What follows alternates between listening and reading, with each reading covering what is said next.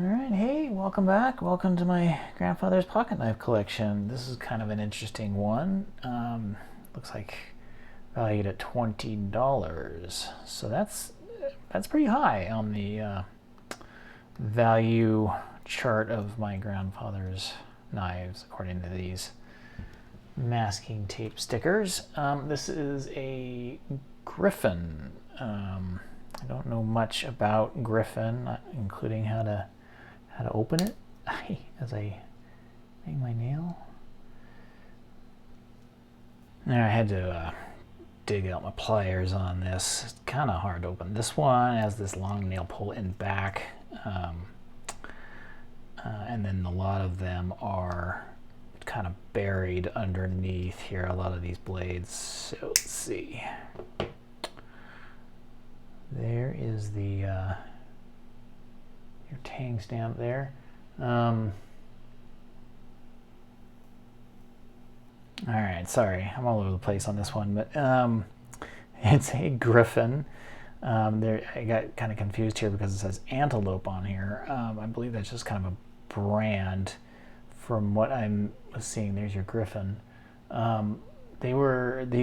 This guy was probably made like in the 20s, sometime between the 20s and the 50s. Griffon was a New York importer from a factory that they had in Germany. So this looks like it was made in Germany.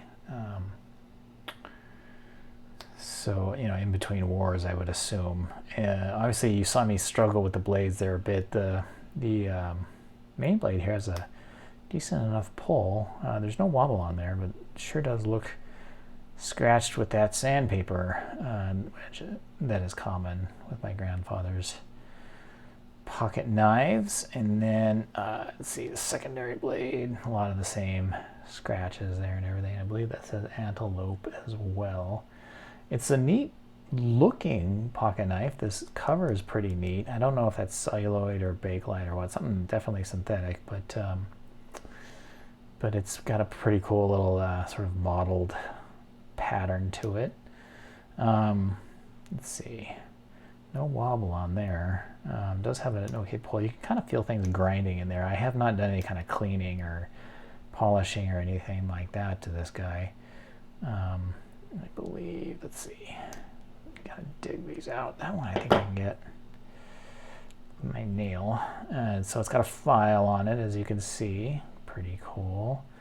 And then this guy,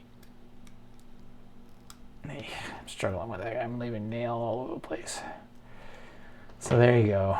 Kind of a somewhat standard 4-blade guy. Just things are kind of buried underneath the liners there as far as what's going on. Let's see. Nice snap. A little bit of wobble on that smaller blade there. It does look like this one's kind of thin from the sanding and taking the metal off of there. It's got a pretty good snap to it. And let's see. Yeah, all the blades snap. They're pretty cool. Other than the things getting real buried and hard to get out of there. It's a pretty neat little knife from Germany, imported through New York back in the day. So I'm not going to try to dig those things out again. Let's see, actually 1, 2, yeah, 4. I'm sorry about the quality on this video, but there you go. Kind of interesting. Nickel silver bolsters, brass liners, and spacer. So pretty neat.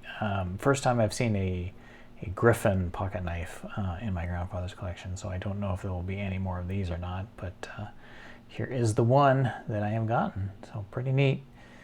All right, guys, thanks for checking it out. See you on the next one.